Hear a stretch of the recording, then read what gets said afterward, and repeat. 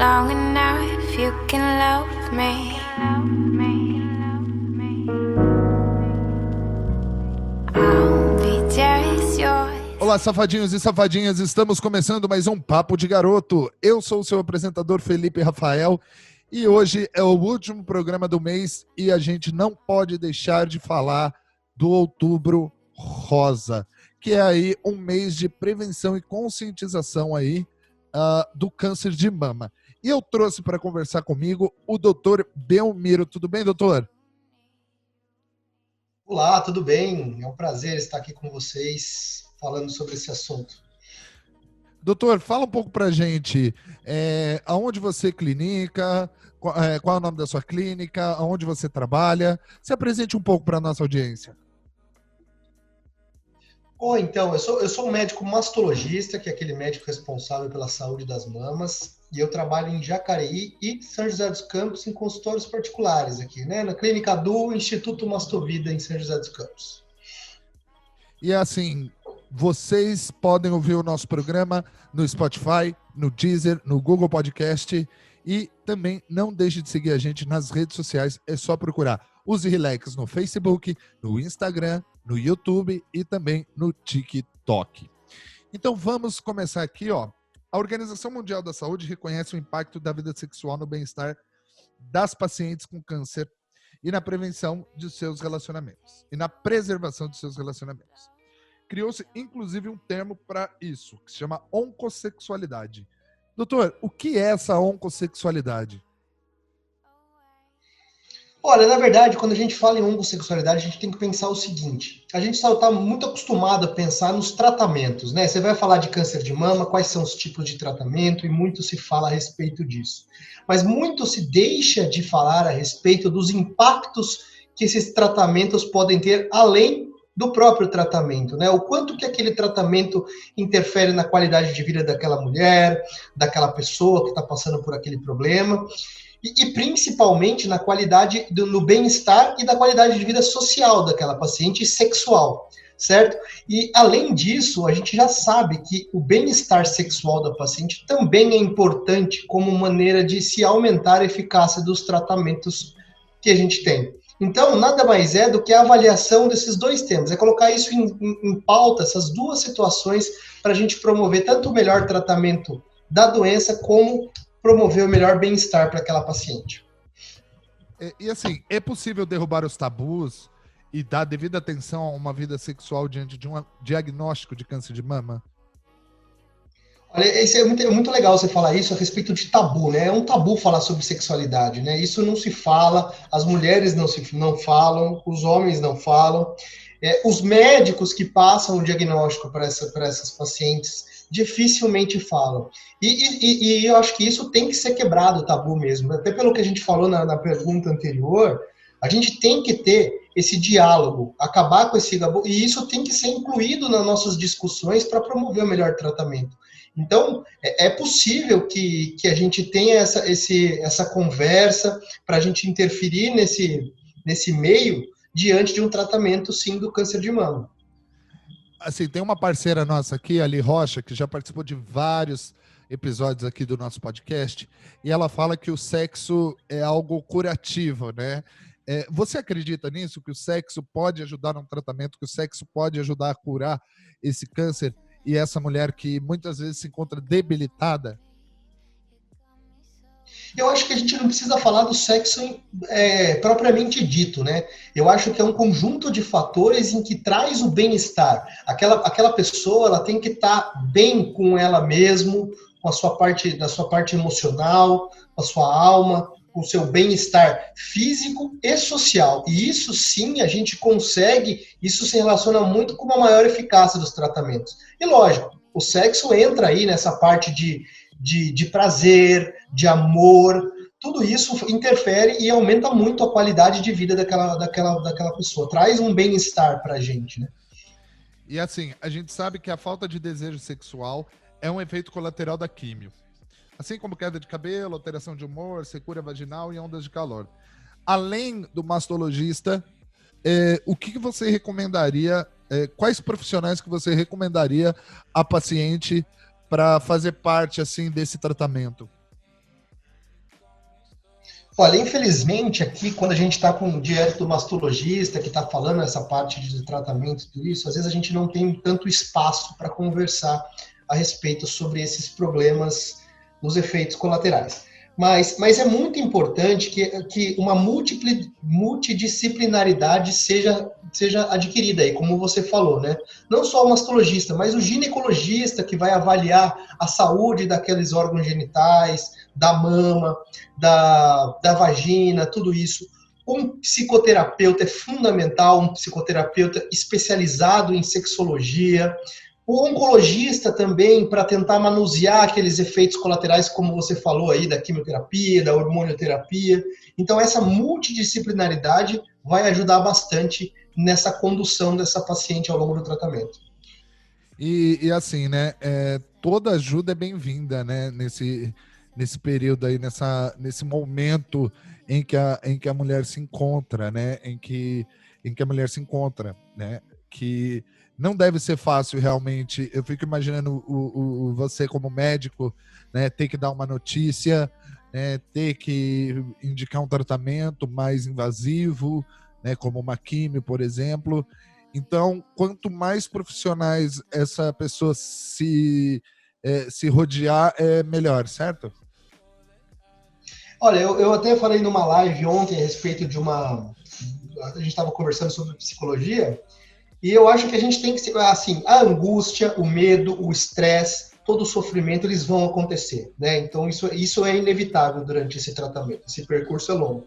Mas a gente tem que se permitir ajudar, né? É aquela coisa de a gente estar no meio do oceano, num barco, um mar turbulento. A gente tem duas opções: ou a gente levar o barco para águas calmas aí, ou esse barco vai acabar batendo na rocha. Então, e a gente não pode deixar, por que não a gente não pode deixar que os marujos ajudem a gente a segurar o leme ali e levar para a água calma, né? Acho que a gente não precisa ganhar as coisas sozinho. A gente tem que nos permitir ajudar. E toda ajuda, como você falou, ela é fundamental para que o objetivo maior seja alcançado. Assim, eu tenho uma dúvida meio pessoal, assim. É, há muita... como que eu posso dizer? Há muita vergonha, eu não sei se é vergonha, mas há um pouco de, como é que eu posso dizer? Vergonha de se buscar o tratamento. Essa mulher que está com nódulo, porque normalmente ginecologista pode encontrar alguma coisa, né? E você acha que existem pessoas que têm essa, não sei, esse medo, essa barreira de buscar um tratamento? Olha, antigamente eu acreditava que sim, viu? As pessoas, eu trabalhei no SUS muito tempo e a gente recebia mulheres muito mais velhas, então de gerações passadas aí, e elas acabavam procurando a gente porque alguém ia abraçar ela, acabava percebendo no abraço alguma alteração, chegava pra gente muito avançada. A gente perguntava por que não perguntava antes, e elas não procuravam porque elas tinham vergonha do que iam pensar, elas tinham medo do tratamento, ou seja, eu tenho câncer de mama, ou eu tenho um nódulo na mama, eu já vou perder a minha mama, eu já vou perder o cabelo. Então, e tudo isso a gente se baseia num dos motivos principais aí do Outubro Rosa, né? Que é a falta de informação. Quanto mais informação você tem, quanto menos desconhecido é aquilo que você está lidando, menos medo você tem, menos vergonha. E hoje, e graças a Deus, a gente tem observado que essa parte de vergonha, de receio, de ficar tudo para ela, diminuiu muito. As mulheres estão realmente procurando o médico quando possíveis, né? Infelizmente a gente vive num país pobre em que o que mais impede a mulher de procurar um especialista hoje não é a vergonha, mas sim a falta de acesso aos serviços. Legal. E falando assim nessa barreira, a gente sabe que o principal fator para diminuição de risco de mortalidade da doença é o diagnóstico precoce, né? O autoexame também é importante, né? Porque parece que as mulheres não têm muito hábito de se tocar, né? De fazer o autoexame. Hoje a gente está vivendo uma pandemia muito pesada, né? Infelizmente a gente está vivendo essa pandemia de coronavírus e como que essa pandemia influencia no diagnóstico? Já teve muitas mulheres que deixaram de agendar consulta por causa do coronavírus, tipo, medo?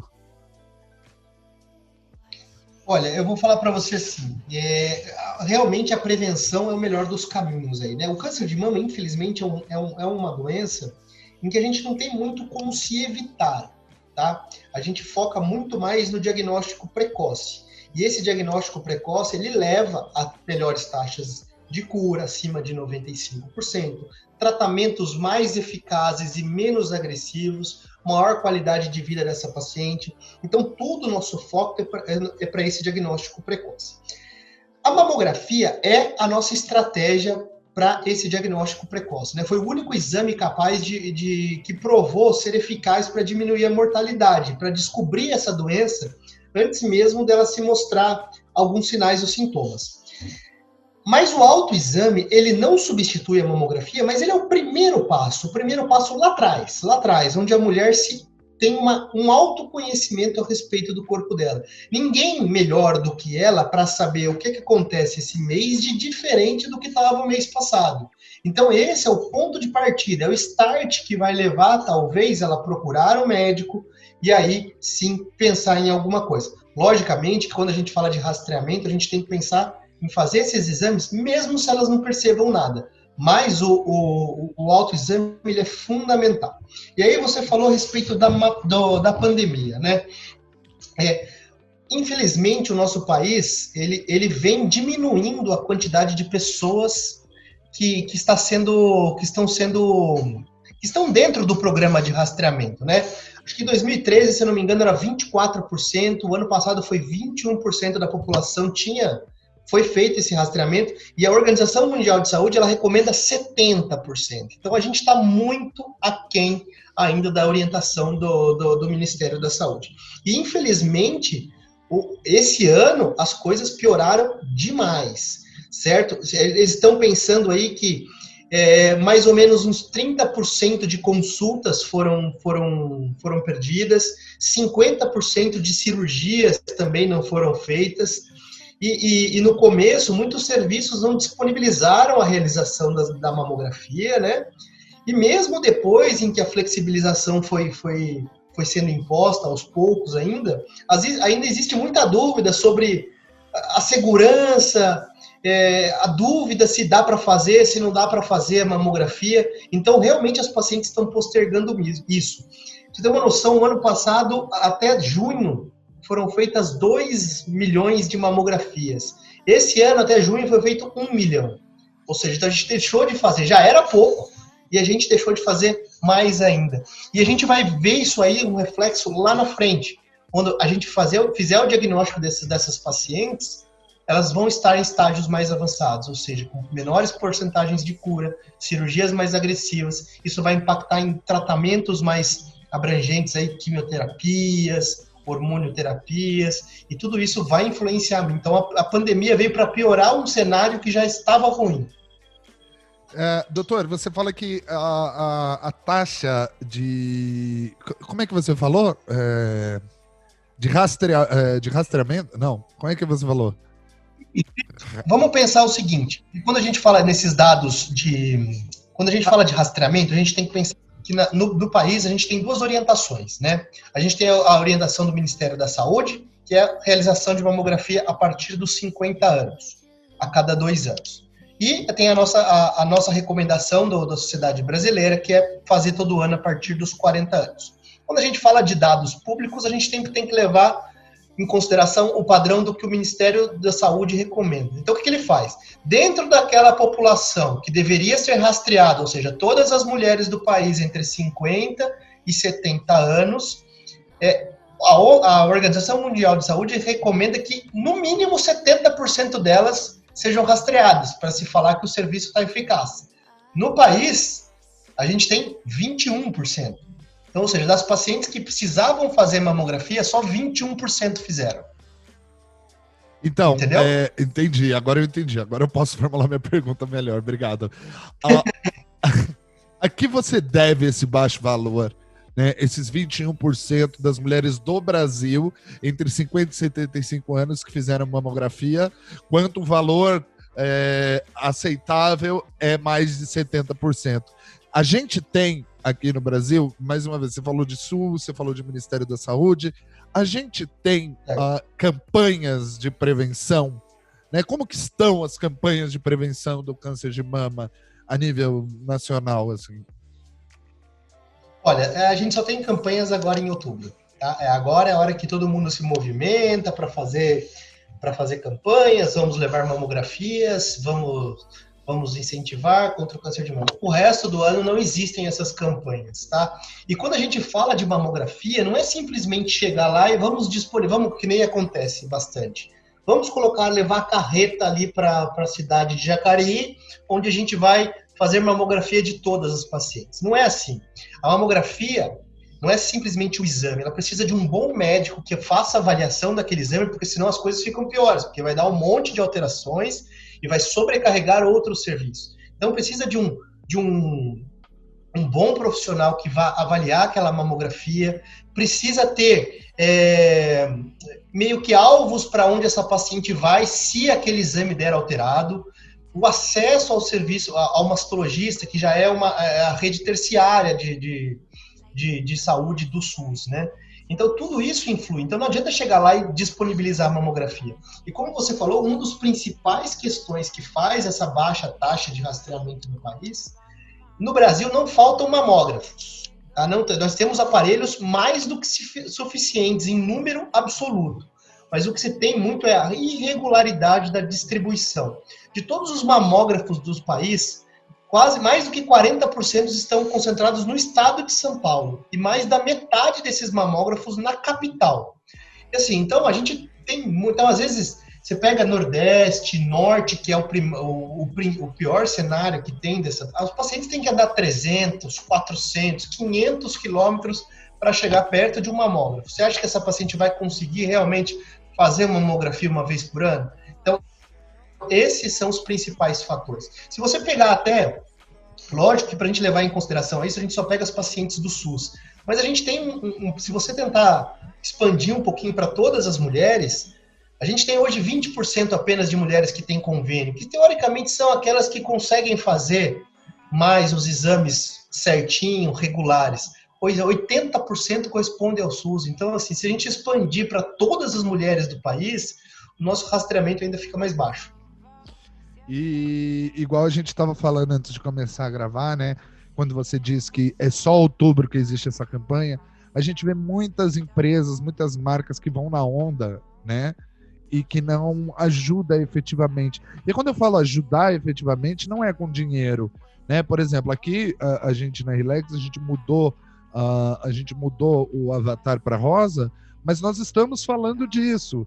Nós estamos abrindo um espaço para falar disso, entendeu? E eu acho que muitas das marcas que estão aí não fazem nada efetivamente, entendeu? Não ajudam a causa. E quando eu falo ajudar em causa, novamente, é dando informação, né, para as pessoas. E, então eu acho que o que a gente está fazendo aqui no Papo de Garoto hoje é justamente isso, é levar informação para os nossos ouvintes, é trazer um profissional renomado da área para a gente poder conversar disso. E porque, primeiro, uma das coisas que eu acho assim, não sou médico, não sou da área, mas uma das coisas, como eu sou de comunicação, uma das coisas que eu acho mais importante é a informação. Isso que a gente está fazendo aqui. A gente está levando informação para o nosso público, entendeu? E eu acho que isso ajuda. E é muito ruim ver essa discrepância mesmo, né? Dos mamógrafos estarem espalhados, não estarem espalhados pelo Brasil, né? Onde se precisa mais, assim, né? Tá na capital, mas é igual você falou, quem que anima, né? De vir, assim, né? Para um lugar apenas para fazer a mamografia. E assim, quando a gente diz, né, que as pessoas estão se interessando, né, que as mulheres elas estão se preocupando mais, né, com a sua saúde, o que você acha que foi o fator de mudança? Ainda é baixo, mas o que você acha que levou as mulheres a fazer, a pesquisarem mais, a fazer a sua mamografia? O que você acha que ajudou, assim, a gente ter essas mulheres mais preocupadas?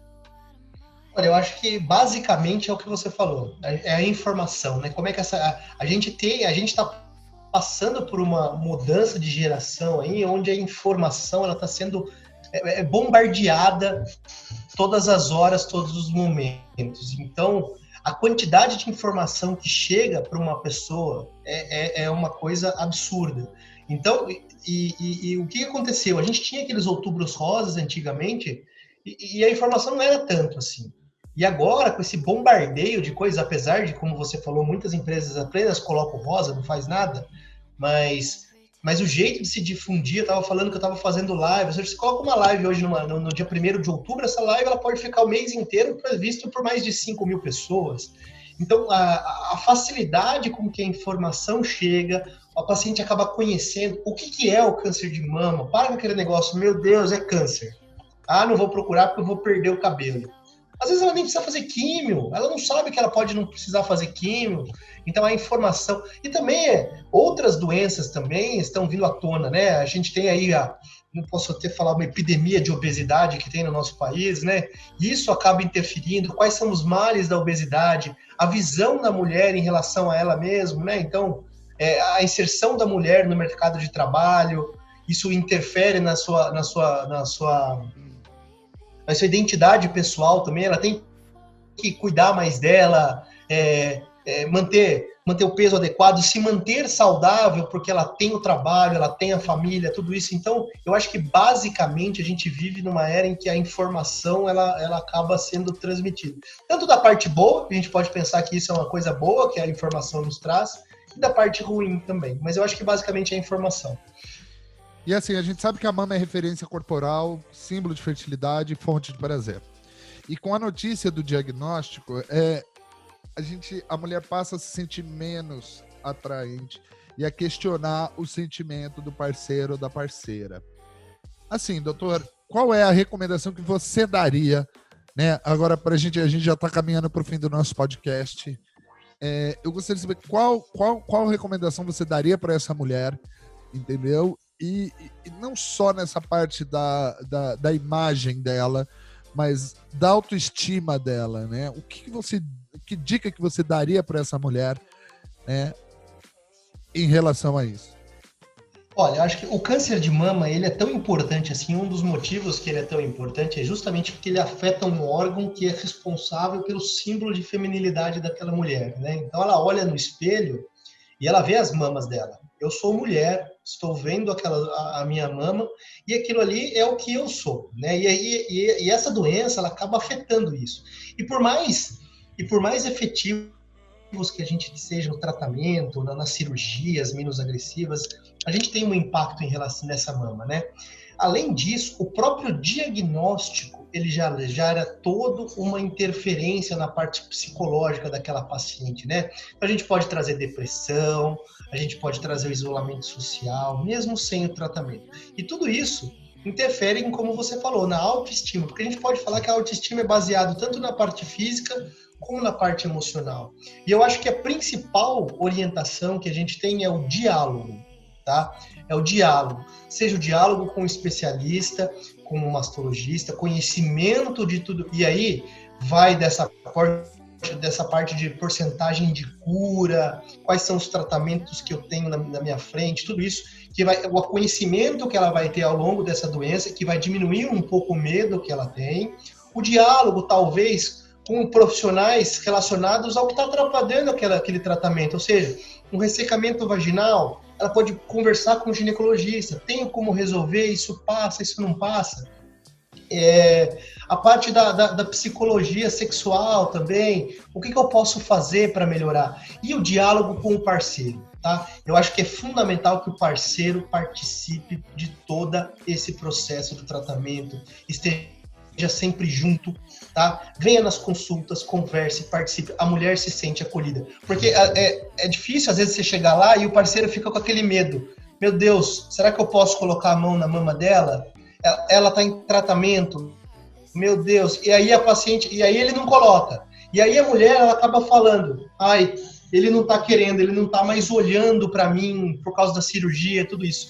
Então, assim, é fundamental esse diálogo, certo? E aí levanta, ó, pode tocar, vamos tentar fazer isso de diferente, vamos mudar a rotina, vamos fazer um jantar, vamos namorar um pouco mais, tudo isso, diálogo com todos esses, inclusive a terapia de casal, né? Esses psicólogos, às vezes, com sexualidade e tudo, eles também têm a parte da psicologia de casal. Isso é fundamental. O marido tem que participar, porque senão vai aumentar esse distanciamento, vai aumentar a identidade, a visão que ele tem da sua mulher, e a mulher vai começando a se sentir sozinha, e isso gera impacto negativo em todo o tratamento e acaba só piorando. Então o diálogo é fundamental.